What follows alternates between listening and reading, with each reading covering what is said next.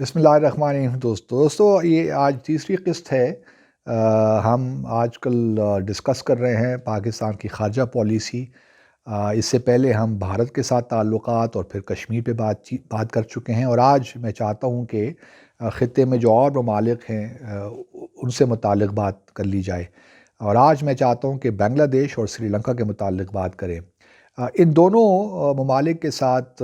اس حکومت کی جو پیش رفت ہے یا جو اقدامات انہوں نے لیے، میں ان کو سراہنا چاہتا ہوں۔ اس میں پی ٹی آئی نے کچھ ایک روبسٹ اور ایکٹیو ڈپلومیسی کا مظاہرہ کیا، اور حکومت کو، عمران خان صاحب کو خراج تحسین پیش کرنا چاہیے۔ پچھلے سال نومبر میں انتخابات ہوئے سری لنکا میں، اور ان انتخابات کے نتیجے میں گوتابایا راجہ پاکسا الیکٹ ہو کے آ گئے۔ یہ وہی صاحب ہیں جو مہندر راجہ پاکسا جو پہلے پریزیڈنٹ تھے آج سے تقریباً کچھ 5-6 سال پہلے، یہ ان کے چھوٹے بھائی تھے، اور مہندر راجہ پاکسا کے جو اس وقت پریزیڈنٹ تھے۔ تو ہماری حکومت نے صحیح فیصلہ کیا، اور فوری طور پہ دسمبر کے مہینے میں، دسمبر کے پہلے ہی ہفتے میں فارن منسٹر قریشی کو کولمبو بھجوایا، تاکہ کانٹیکٹس اثر نو ان سے کانٹیکٹس اسٹیبلش ہو سکیں، کیونکہ پچھلے صدر کے زمانے میں کچھ ہمارے تعلقات میں یہ تو نہیں کہتا کہ ٹینشن آ گئی تھی، لیکن وہ گرم جوشی باقی نہیں رہی تھی۔ تو یہ اچھا موقع تھا، کیونکہ ہم نے سری لنکا کی بڑی مدد کی ٹامل ٹائگرز کے خلاف، جو مہندر راجہ پاکسا ہیں ان کے دور حکومت میں، اور ہمارے لیے ضروری تھا کہ ہم یہ کانٹیکٹس دوبارہ اسٹیبلش کرتے۔ تو ایک اچھا اقدام تھا، اور اس کے لیے فل مارکس ٹو دا گورنمنٹ۔ لیکن اب نیکسٹ کیا ہے دیکھنا ہے، کیونکہ دسمبر میں وزٹ ہوا پچھلے سال، اور اب 1 سال کا وقت گزر گیا ہے۔ تو میں امید کرتا ہوں کہ ایٹ لیسٹ مہندر راجہ پاکسا، جو کہ پاکستان سے بڑی اچھی طرح واقف ہیں، وہ پاکستان تشریف لائیں گے کسی وقت۔ ان کو انویٹیشن تو دے دیا گیا تھا، اور پھر گوتابایا راجہ پاکسا بھی آئیں گے جو صدر ہیں اس وقت سری لنکا کے، کیونکہ ان دونوں کا سافٹ کارنر ہے پاکستان کے حوالے سے، اور وہ اپریشیٹ بھی کرتے ہیں پاکستان نے جو ان کی مدد کی تھی ٹامل ٹائگرز کے خلاف۔ اب اس کو پرسو کرنا بہت ضروری ہے، تاکہ یہ دونوں لیڈرز پاکستان کا دورہ کریں ابھی، کیونکہ مہندر راجہ پاکسا جو ہیں وزیر اعظم سری لنکا کے، وہ تو انڈیا ہو آئے ہیں فروری اس سال۔ تو ہمارے لیے ضروری ہے کہ ہم اس وزٹ پہ کام کریں، اور کوشش کریں کہ سری لنکا کے ساتھ جو ہمارے تعلقات ہیں اس میں مزید اور سے مزید گرمجوشی پیدا ہو، کیونکہ ہمارا مسئلہ یہ ہے کہ ہم ایک انیشیٹو لیتے ہیں اور پھر بھول جاتے ہیں، سسٹین نہیں کر پاتے۔ یہی حال بنگلہ دیش کا ہے، اور میں وزیر اعظم کو میں نے پہلے بھی بڑا اپریشیٹ کیا کہ انہوں نے 22 جولائی کو اس سال حسینہ واجد کو ٹیلی فون کیا، اور ایٹ لیسٹ ایک جسے کہتے ہیں کہ was able to break the ice. اس کے بعد اب یہ جولائی کی بات ہے، اور آج ہم نومبر اور دسمبر میں پہنچ گئے ہیں، اور اس کے بعد سے میں نے اس وقت بھی ایک تجویز پیش کی تھی کہ فوری طور پہ پرائم منسٹر اگر ایک اسپیشل انوائے اپنا بنا سکیں، اور ان کو ایک انویٹیشن لیٹر، گو کہ ٹیلی فون پہ تو انہوں نے دعوت دے دی تھی حسینہ واجد صاحبہ کو کہ آپ تشریف لائیے،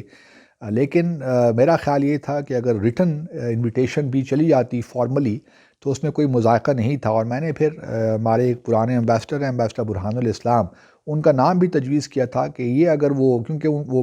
بنگالی بڑی اچھی جانتے ہیں، ان کا اوریجنلی تعلق مشرقی پاکستان سے تھا، بنگلہ دیش سے، تو میرا خیال یہی تھا کہ شاید وہ جب جائیں گے تو باقی ایک پریپیئر بھی کریں گے، تھوڑا بہت حالات بھی دیکھیں گے، تو ایک ریکمنڈیشنز بھی بنا سکتے ہیں کہ پاکستان اور بنگلہ دیش کو کہاں ریلیشن شپ کو کس طرح آگے بڑھانا چاہیے۔ تو ایسے لوگوں سے ہمیں استفادہ کرنا چاہیے، کیونکہ ان لوگوں کا نالج بھی ہے، جانتے بھی ہیں بنگلہ دیش کو، وہاں کے لوگوں سے بھی واقفیت رکھتے ہیں۔ تو ایسے لوگ ہمارے لیے ایسٹ ہیں، اور ہمیں ان سے فائدہ اٹھانا چاہیے، لیکن بہرحال وہ نہیں ہوا۔ ابھی بھی میں سمجھتا ہوں کہ پرائم منسٹر اگر اسپیشل انوائے بھجوا دے Dhaka just to deliver his invitation, اور پھر وہ 1 ہفتہ 2-3 دن وہاں رہیں، دیکھیں ذرا اس معاملات کو، لوگوں سے ملیں، اور پھر واپس آ کر اپنی ریکمنڈیشن سبمٹ کریں، تو ایک اچھا جو ایک پرائم منسٹر نے ایک مثبت اقدام لیا تھا، اس کو آگے پرسو کرنا بہت ضروری ہے، فالو اپ بڑا ضروری ہوتا ہے۔ جس طرح میں سری لنکا کے حوالے سے ہی بات کر رہا تھا کہ بنگلہ دیش بھی ہمارے لیے بڑا اہم ملک ہے، ہماری بہت سے تجارتی معاملات بھی ہو سکتے ہیں، اور پھر پچھلے دنوں تو بلکہ پچھلے سالوں بہت سے پاکستانی لوگوں نے انویسٹ کیا ہے بنگلہ دیش میں۔ تو بنگلہ دیش جو ہے ایک امپورٹنٹ کنٹری ہے ساؤتھ سارک میں، اور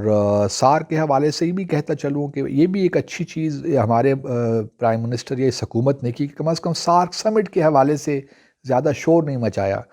اور مچانا بھی نہیں چاہیے، کیونکہ 19 سارک سمٹ ہے وہ پاکستان میں ہونا تھی نومبر 2016 میں، جو کہ بھارت نے اڑی کے واقعے کے بعد کہہ دیا کہ ہم نہیں آتے، اور یہ ایک لائن تھی کہ terror and talks can not go together.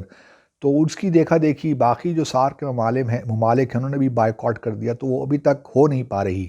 19 SAARC سمٹ۔ تو ہمیں بولنے کی ضرورت نہیں ہے، کیونکہ اس کا نتیجہ تو کچھ نکلنا نہیں ہے، اور ہمیں کیا ضرورت ہے فی الحال کہ ہم سارک پہ شور مچائیں یا اس کے لیے کوشش کریں، کیونکہ اس سے کوئی نتیجہ نکلنا نہیں ہے۔ تو جب بے مقصد چیز کے لیے کیوں اپنی انرجیز اور ٹائم اپنا ویسٹ کریں؟ بہتر یہ ہے کہ ہم بائی لیٹرل ریلیشنز میں فوکس کریں، اور جس طرح میں نے پہلے پچھلی ویلاگ میں ذکر کیا کہ اصل چیز بائی لیٹرل ریلیشنز کی اسٹرینتھ ہوتی ہے۔ اگر وہ آپ کے اسٹرانگ ہیں تو پھر آپ کا کلاؤڈ بڑھتا ہے، آپ کے جو انٹرسٹ ہیں وہ پروٹیکٹ ہوتے ہیں، پروموٹ ہوتے ہیں، آپ کے اکنامک انٹرسٹ آگے بڑھتے ہیں۔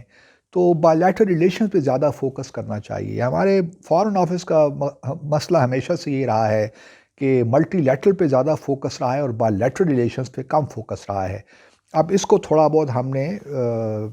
ریورس میں کرنا ہے کہ بائی لیٹرلی ہمیں زیادہ فوکس کرنا ہے تعلقات کو بڑھانے میں، اس میں سبسٹینس ڈالنے میں،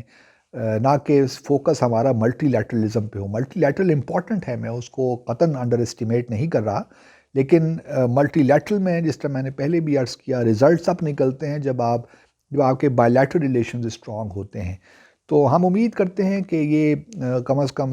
سری لنکا اور بنگلہ دیش کی حد تک جو ہے